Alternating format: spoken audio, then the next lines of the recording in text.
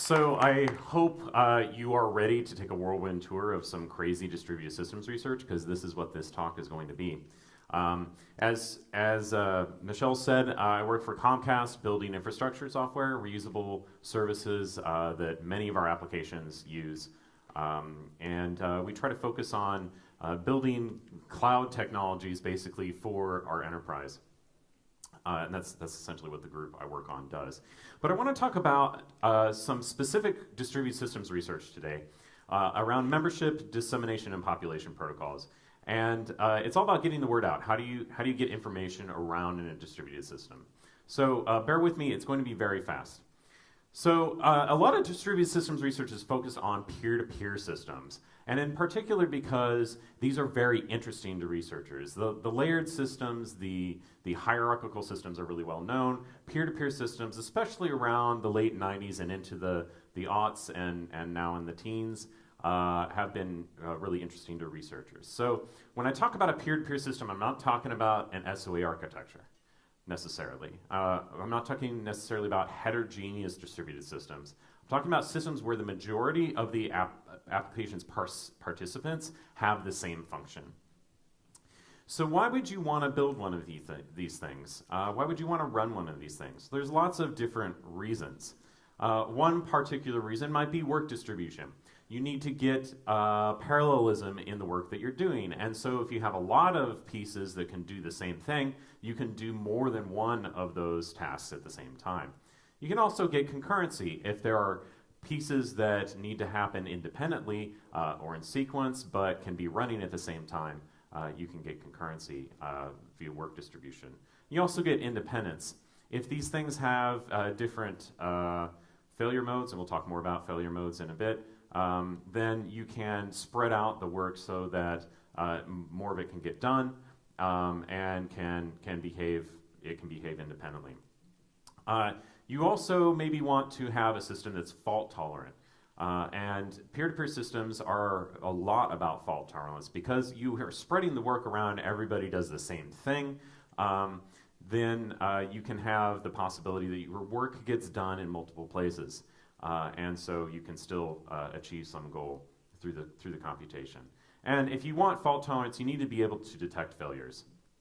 And a lot of these peer-to-peer systems that I've looked into are a lot about discovering when things fail, and then how to recover from it. What actions do you take when a particular node in the system fails? And of course, an essential part of fault tolerance is having redundancy.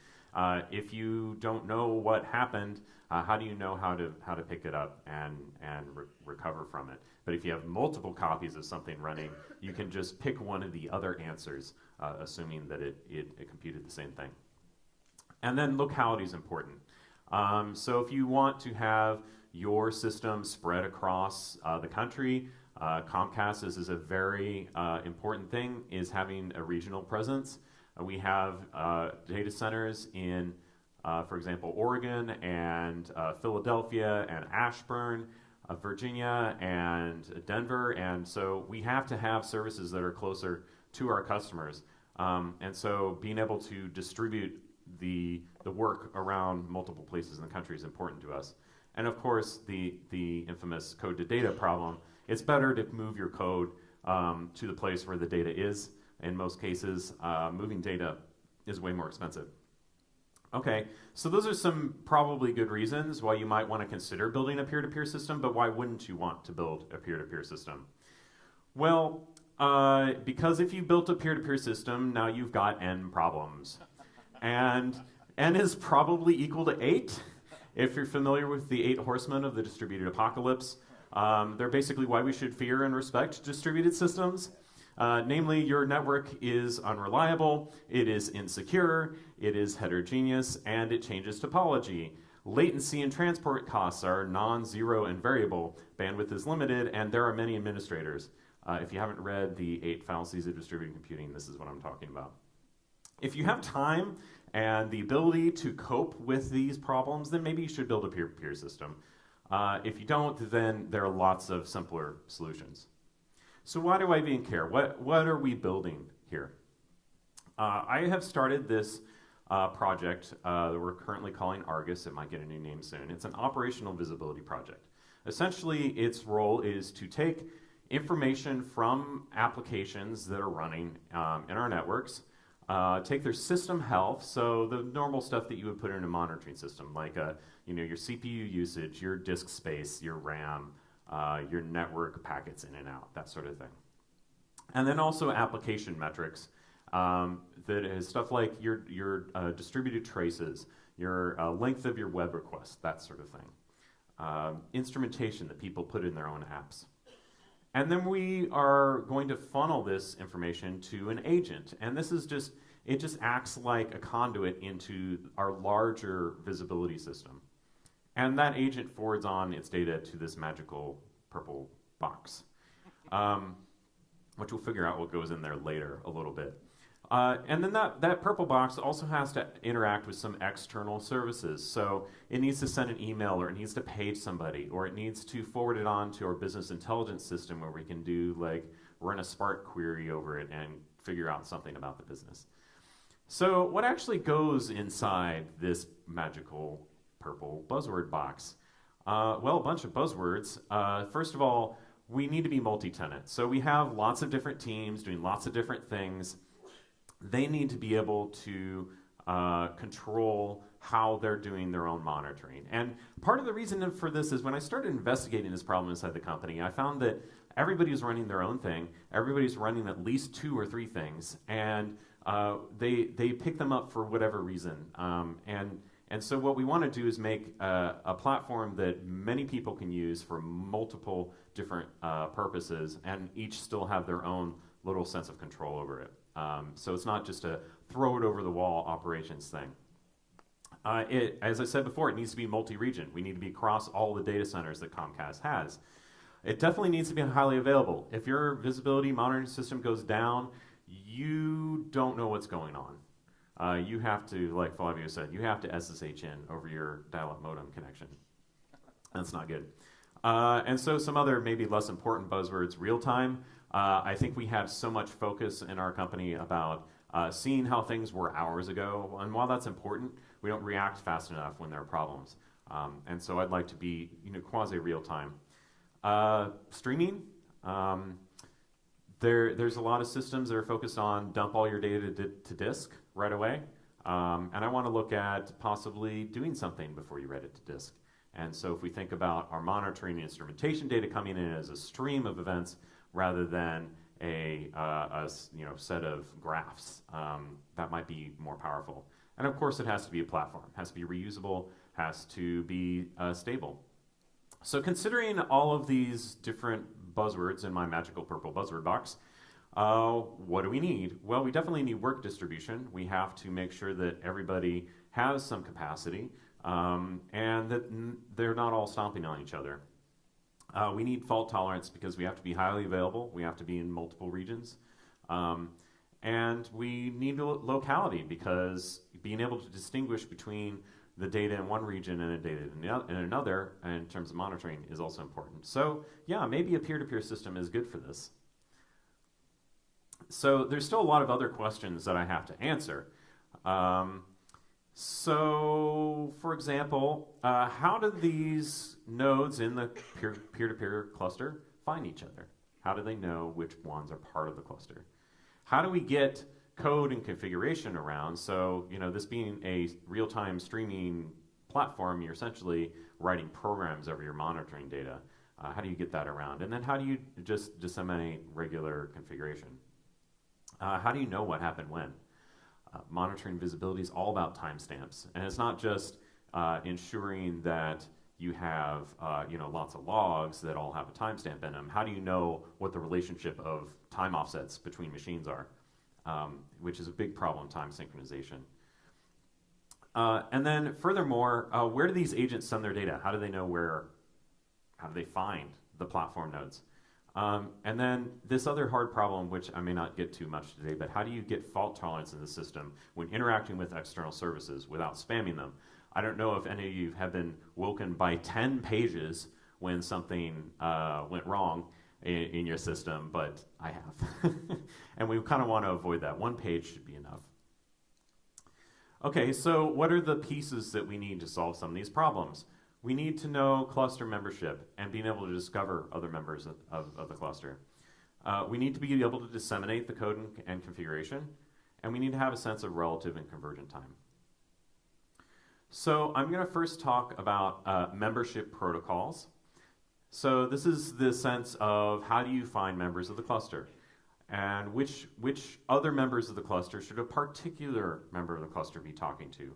How do they join, leave, or detect failures in the system? This is the section I'm going to spend the most time on because I feel like it has the greatest effect on the other decisions I'm trying to make about this problem. And it also has a huge body of research to cover. And I'm going to talk about 4 membership protocols in particular. But at this point, I hope you're at least thinking to yourself, if you ever built a big system like this, why doesn't Sean just use something like Zookeeper or Console or etcd? These are used a lot for service discovery and group management, which is the other name for membership. So why don't I just use them? Well, as our friend Camille Fournier says, Zookeeper owns your availability. As you go to build your system to be bigger and bigger, you realize that Zookeeper as a source of truth, and in all of its great capabilities, it becomes the centerpiece of your infrastructure, and you have to protect it zealously. It requires a lot of care and feeding. And it also has problems in that because it's a strongly consistent system, it uses consensus, a commit protocol, essentially. You have big problems of high latency if you're trying to run it across a long distance link. And we don't have that luxury in our system. I feel like if I were trying to build a smaller system, I would say, yeah, let's just use Zookeeper or Console etcd because I know that they're really well proven software, and I know that they have really great properties that I can take advantage of. However, I want to try to push the limits and see how much I can achieve without a strongly consistent discovery system. So we need to explore more weakly consistent options. So if I go to look at these weakly consistent options, what are the properties that I want out of this system? There are a number of them. The first one is connectedness. So this essentially means that no members of our peer-to-peer system, no members of our cluster become isolated. Because if it becomes isolated, then it's unable to participate in the full system. And this also, in addition to things not becoming isolated, this means that there's a path between every node. So whether or not they're all fully connected, there should at least be a path that a message can take from one node to another across multiple hops to get to every other node in the cluster. So this also means that when your connectedness means that you don't have split brain in your cluster. You don't have one side that's completely separate from another. We also need balance, and this is also in the research called even degree distribution. Essentially, you don't want hotspots or single points of failure. If you have a particular participant that has lots of incoming or outgoing edges, way more than its neighbors and way more than the rest of the cluster, you know that node is going to be passing a lot of things along to other members. And it's also going to be a potential source of failure if it goes down because other people might not have connections in other places. I'm sorry, I keep using people in the place of nodes. If I say people, just imagine all of you are a peer-to-peer system. That's what I'm talking about. So you want short path length. Latency is important, right? You want to make sure that the way that your cluster is arranged, the way that your peer-to-peer system is arranged, means that you don't have a huge long path for a message to traverse the cluster. It should take, well, hopefully, maybe the length of the diameter of the cluster, but it shouldn't be, the whole size of the cluster to go from one node to another. So we want low latency. That's important. We want low clustering. Now, this use of the word clustering is a little problematic, I think, in the research because we think of cluster, you put some nodes together and they work together. But in this case, it's about the graph of connections in the cluster. So what we're talking about here is we want reduced redundancy in broadcast. Another way of saying it is that when any two neighbors in the cluster, so they're directly connected, if you compare the sets of their neighbors, then they're mostly disjoint. Because if you have a lot of members that are closely related, they have a lot of overlap in their neighbor sets, then you tend to build cliques, and you tend to get bad balance as well. So we want them to have low clustering. It's sometimes called clustering coefficient in research. We definitely need good scalability. If I can get the clicker to go. Oops, wrong one. That was the laser pen, sorry. We need good scalability. So the load should grow slower than the cluster size. In some cases, a membership protocol might make the load on the network grow quadratically with the cluster size, which is a really bad situation. But we want this to be low overhead. And we need accuracy. So this is another problem or another term in the literature that I find is a little problematic. Essentially means two things. One, that non-failed nodes receive messages. So if you are still up, your node is still running, it should get messages from the rest of the cluster. But it also means that failures are quickly detected and accurately detected. You want to reduce the number of false positives. So if you just have a connection drop to some other machine, you don't want to just a priori just say, okay, that machine's gone. You might want to talk to a neighbor node and say, hey, is that machine up? Okay, so there are two flavors of membership, weakly consistent membership protocols.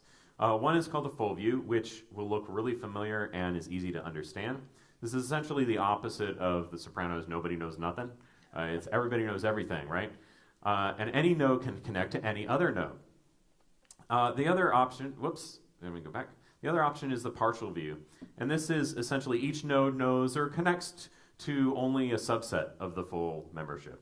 And sometimes those links between nodes are directional. You might, in some of these protocols, data flows in particular directions. It's not symmetrical. Okay, so how do these two possibilities fit with our various requirements? The full membership protocol, it assures good connectedness. Essentially, everyone's connected to everyone. If somebody drops off, you still have a connection to everybody else, so you're fine. It has short path length. Essentially, it's 1. You can connect to anybody if you want to get a message to them.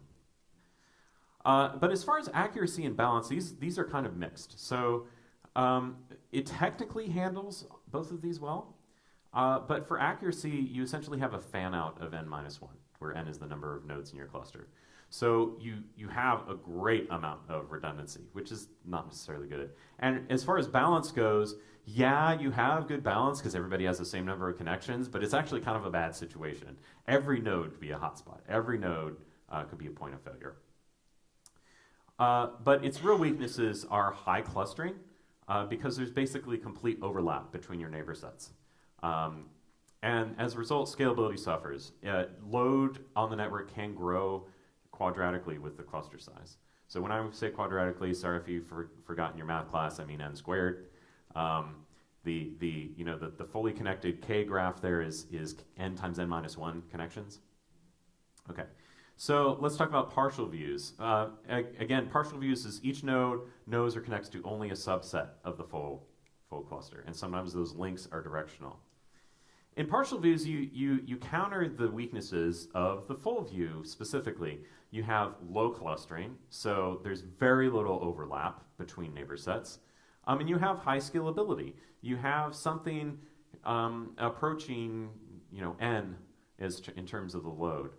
So linear or potentially sublinear with the load, with the number of members of the cluster. But then on all the other points, each of these protocols is kind of mixed. So the other factors may suffer. They don't necessarily, but there are some of these protocols where connectedness can suffer because you have directional links and it's possible for a node to become isolated. Or you may have things that are imbalanced, nodes that have a lot more connections than others. You may have long path length. Most of the protocols try to address these weaknesses, but even when they address all these weaknesses, they can't be completely compensated. Okay, so We are 20 minutes in. Let's talk about the first membership protocol. The first membership protocol is called SWIM, and I bring this one up because a lot of people use it. A lot of people are aware of it, and it's partly because it's from 2002, and so it's starting to filter in the mainstream. If you use Console, if you've heard about Chef's new project called Habitat, they both use SWIM. It's the only full view membership protocol I'm going to look at, but it is particularly interesting for a variety of reasons. So what were they trying to do what motivated the research for SWIM? They were looking at traditional heartbeat protocols for P2P systems. Essentially, a heartbeat protocol is on an interval, everybody sends a message to everybody else and expects an ACK back, like, hey, I'm here. But we know from the diagram I showed earlier, this has quadratic network load, and particularly on an interval, so it can be very bursty.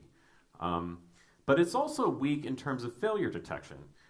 You can get really, really long response times. If some particular node is overloaded, you don't necessarily know if it's just being slow or if it's actually gone. And then the other problem is false positives. It's easy for the network to drop a UDP packet, which these are all based on connectionless protocols. So it's easy to detect that something is gone when it's actually not. It's not that machine's problem at all. It's just the network dropping it. So SWIM decided to address these problems by separating failure detection from membership updates. So this means that instead of knowing who the members are by pinging them regularly, you have a separate concept of who they are and which ones have failed. So you get a more stable membership.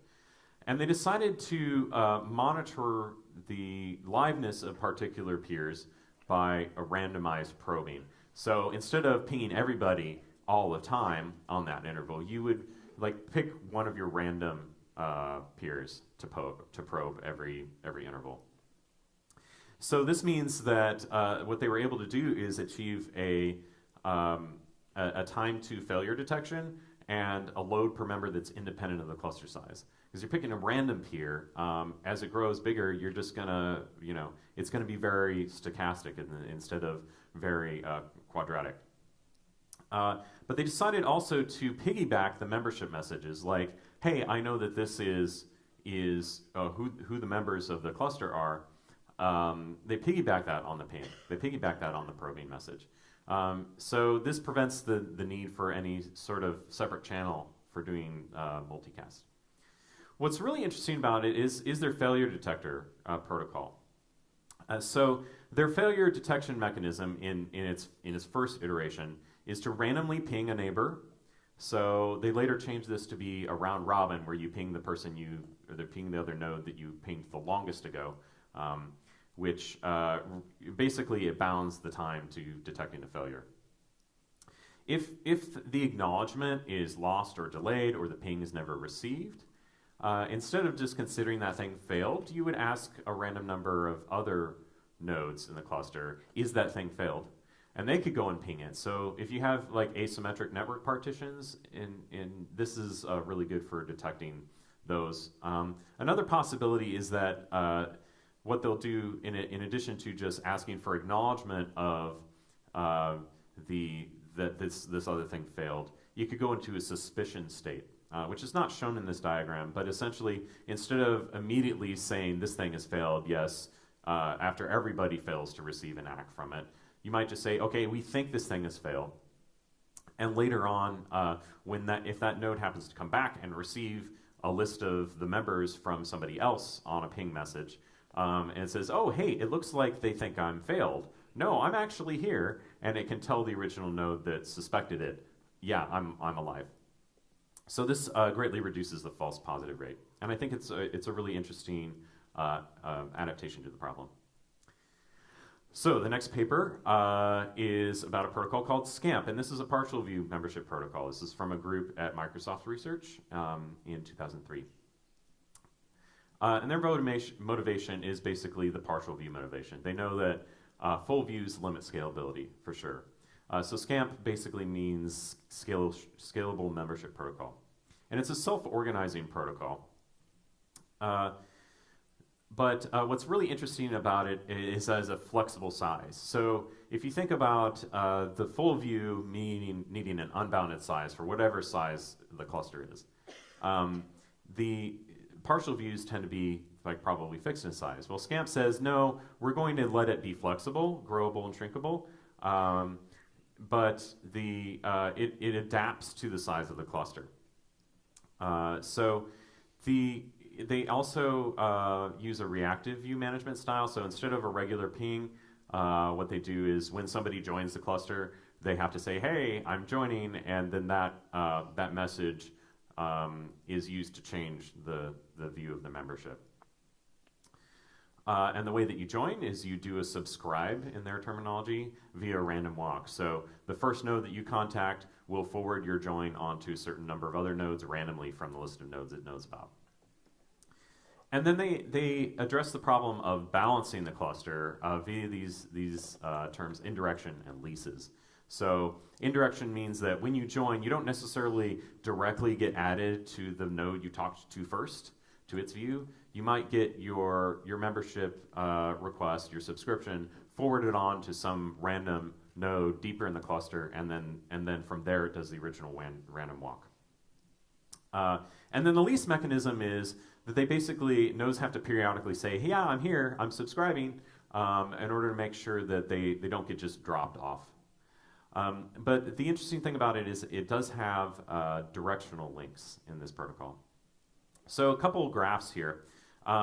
This plot from the paper shows the view sizes of any particular node, so the distribution of view sizes, based on the fault tolerance parameter C. So this is sort of a random thing. It's involved in some of the formulas in their paper. But higher values of C imply greater tolerance to failed nodes. So you can sort of think of it like a redundancy factor.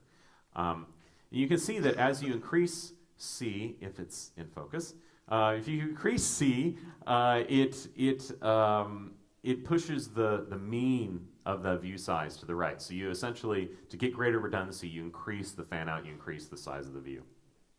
But what's interesting to me in this picture is the number of outliers. So you can see it has a especially long tail on the right, and there are many nodes on the left with really small view sizes. So that's kind of interesting. But now when you apply the lease mechanism to it, you can see that the upper one, the one that in the dark black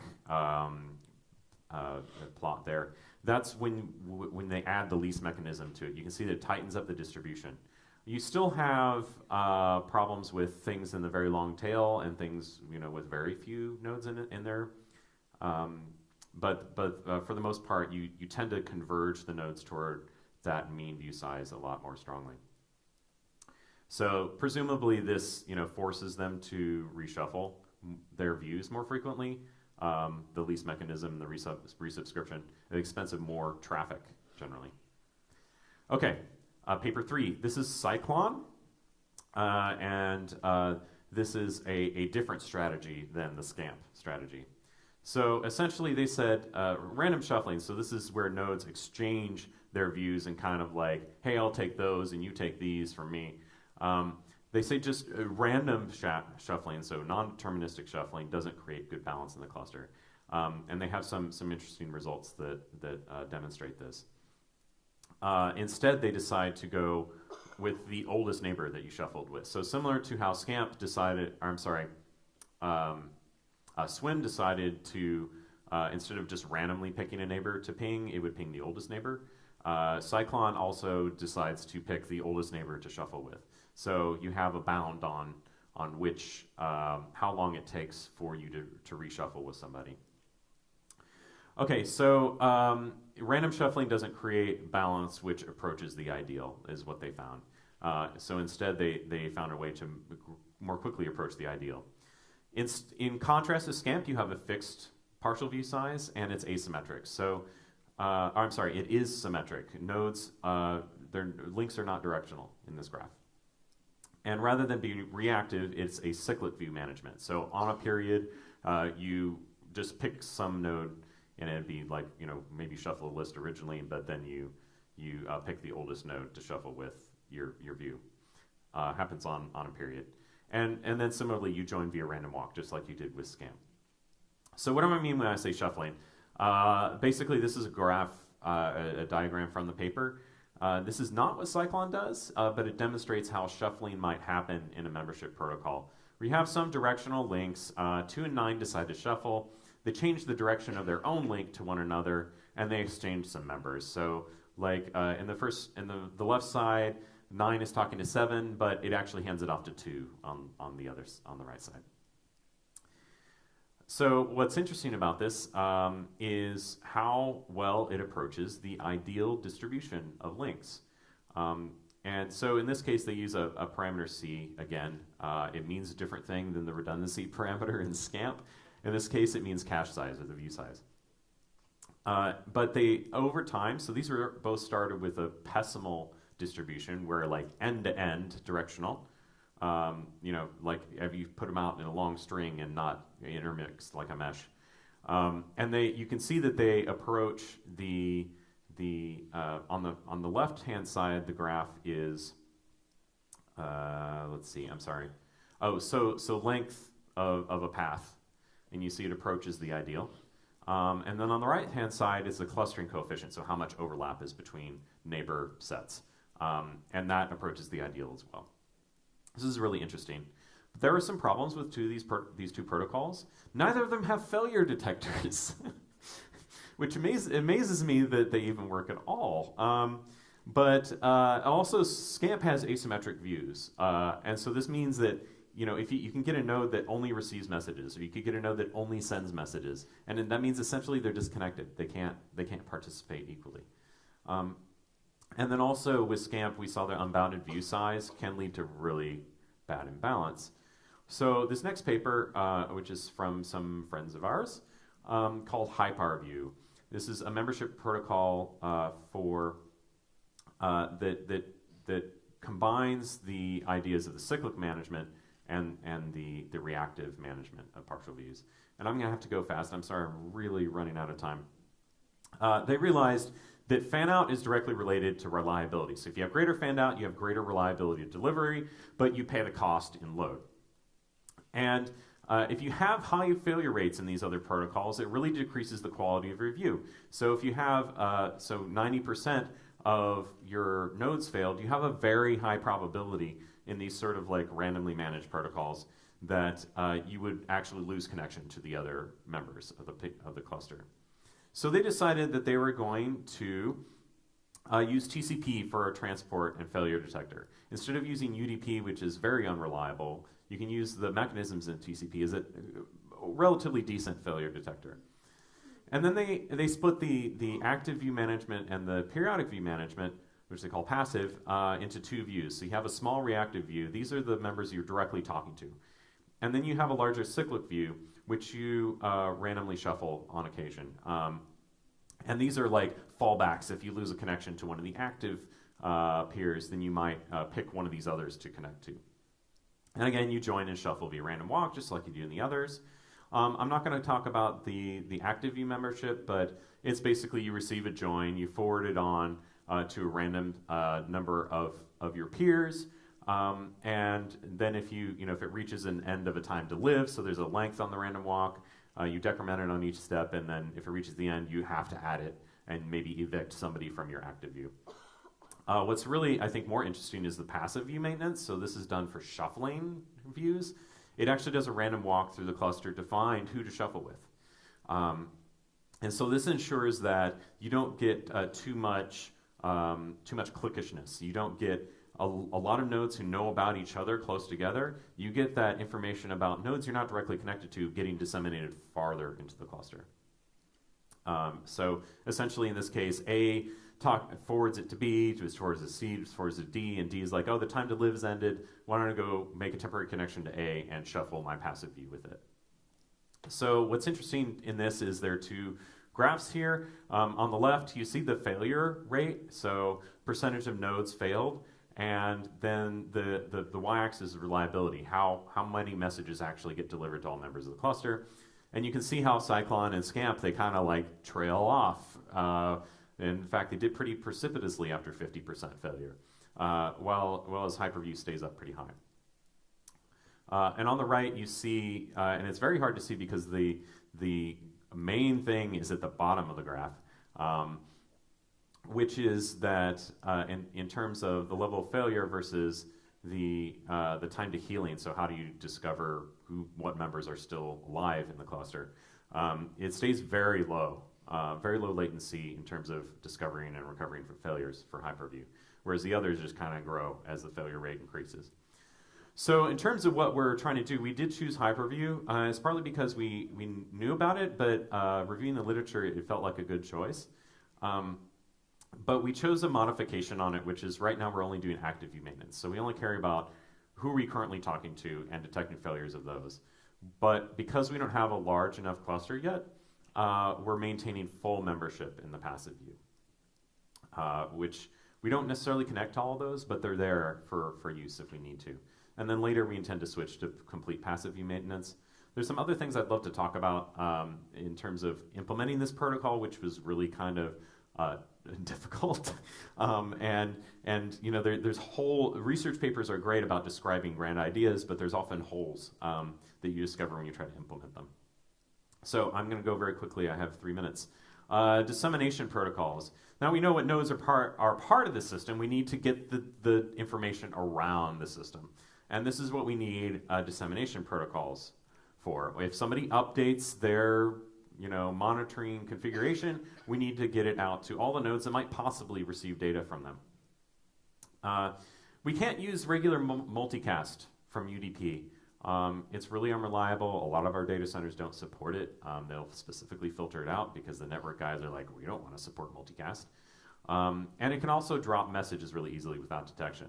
We've already picked Hyper-V, and so we're already bought into TCP. So I'm not going to consider any of these UDP-based ones. But the desirable properties for the dissemination protocol that we want reliability. We want to make sure that all non-failed nodes get the messages they're supposed to get, and that failures are quickly detected. Again, we need scalability. Load should grow slower than the cluster size. And we need to have efficiency. We need to reduce the number of duplicate messages. Excuse me. So in a traditional epidemic broadcast, which all of those membership protocols I talked about before are about, they're like, how do we know what members should be part of this broadcast system? It's sort of like the game of telephone algorithm. I don't know if you've ever tried to implement that in a particular programming language, but basically you send a message to random peers, and then those messages are rebroadcast by the recipients. So it goes kind of like this. The guy down there starts sending messages, other nodes randomly send them out to other peers, and eventually everybody gets the message. It's really simple to implement. It has really high accuracy, but it has very low efficiency and lots of redundancy. You can see all those red lines I drew on the graph. Those are redundant messages that we didn't need to send. So how do we get increased efficiency without reducing our delivery guarantees? So we have these folks again, and this paper is called Epidemic Broadcast Trees, but it's the algorithm itself and system is called Plumtree, which stands for Lazy Push Multicast Tree. And we'll see why it's called that. So remember this graph on the left where we had red lines with a bunch of redundant messages. Well, wouldn't it be great if instead of this sort of random mesh, we had a tree? Trees are really efficient at delivering messages. The flip side of a tree is that if you lose one of those interior nodes, you're going to not be able to broadcast messages down the tree, right? So how can Plumtree's idea was how can we marry the redundancy of the left-hand side diagram with the efficiency of the right-hand side diagram? So their idea was to use epidemic broadcast to dynamically build a spanning tree. So if you ever worked in networking, you know about BGP, you build spanning trees. So all nodes start with a full eager set, and then when you broadcast, it triggers an eager push. So this is the push, lazy push, the eager push and the lazy push. And then when you get a duplicate message, you prune that branch of the tree. So in this case, let's say A sends this message and it's received before B's message. Well, you would change that to be a lazy push slide. And then when you do regular broadcasts after you build the tree, you just proceed with the eager set, and you eventually send a message across the lazy set. So how do you repair? So let's say that the link between A and the node at the bottom goes down. Lazy push sends these I have messages across those dashed arrows. It just says that I have this message ID. And if you have a timeout between when you got this I have and you got the actual delivery from the other side, you go to grafting. So this is like, I'm going to move my branch from here over to there. And I have 7 seconds left. So lazy push is typically also batched to reduce overhead. So you put a bunch of messages together and say, I have all of these. Ask me if you want them. Okay, so we know Plumtree is good. It has a good trade-off between reliability and redundancy, and it optimizes for the lowest latency paths. So you know that when a message goes down one of those paths and builds the eager tree, the fastest one wins, which is kind of nice. So you get good latency there. And there's existing open source implementations. A previous colleague of mine wrote one. And of course, it was made to work with Hyper-V, so that was a pretty easy decision. Okay, so population protocols are really interesting. They're a bit more theoretical and less focused on building real systems. But it's a model designed to represent sensor networks, essentially, consisting of limited mobile agents that basically don't have any control over their own movement. But it resembles a lot of models in chemistry and physics, for example, how molecules interact. But it was really originally inspired by work in trust propagation in a social network. So how does it work? Basically, these agents that you have in your system, they all randomly interact. They have identical state transition functions, so they all kind of do the same thing when they interact. And they're very uniform. But they only interact by pairwise interactions. So it's not like they're forming groups. They're just kind of like, oh, hi, who are you? Okay, let's exchange state, and then they move on and do something else. There's no global knowledge in this. There's only peer sharing. So all of the inputs and outputs are distributed, which basically means that you don't ever come to one answer, but you might converge on that answer. I hope that's clear enough. So there's this interesting paper from 2014, called about hybrid logical time. This is combining like Lamport's idea of logical time and wall clock time. It's usually abbreviated HLC. So my department head, John Moore, who will speak tomorrow, gave this talk about building this idea into a protocol using population protocols to determine what's my offset from other machines in the cluster. And agreeing on a median time for the entire system, which is really kind of interesting. And it becomes self-organizing. They make little groups and say, okay, this guy has a median time in our group, and he'll vote for the median time in the larger group, and so on. And so you kind of build a tree. But there's some interesting problems with this. You get wacky clock mode, where something is perpetually ahead or perpetually behind the rest of the cluster. It has to start participating. You are also building a hierarchy, so that means that the things that are the branch nodes or the root node become very imbalanced, of course. And those are the only ones that can elect participants. They have hotspots. We don't really know what the impact of long-lived partitions are on this problem. And there's sort of an intuition that John's design converges, but there's no formal proof of it yet. So when I was looking into this, is this actually going to be useful for us to use? I found this paper called Bridging the Gap Between Population and Gossip-Based Protocols. So membership stuff we talked about in the dissemination protocols, those are gossip. But this is a paper from INRIA, and they found that anonymous gossip-based protocols, so ones where you have random gossip essentially, are equivalent to population protocols. And so all these interesting proofs that have been done about population protocols can apply to gossip-based protocols, even though all the results in the gossip space are empirical. So we already have a gossip protocol with random peer sampling. We thought it could be used as a backbone for doing this monotonic clocks idea. So we're not going to try to build an overlay with the monotonic clocks thing. We'll just use this thing as a way to detect drift between nodes. Okay, so finally to the wrap-up. We learned a lot of lessons. I feel like I've learned a lot of lessons researching this. Deciding the proper trade-offs, what to pick, is what's appropriate for building your system is really hard. And there's lots of research out there that some of it's really good, some of it's not so good, some of it is answers to others, and you kind of have to follow this chain of research to figure out what the space is even talking about.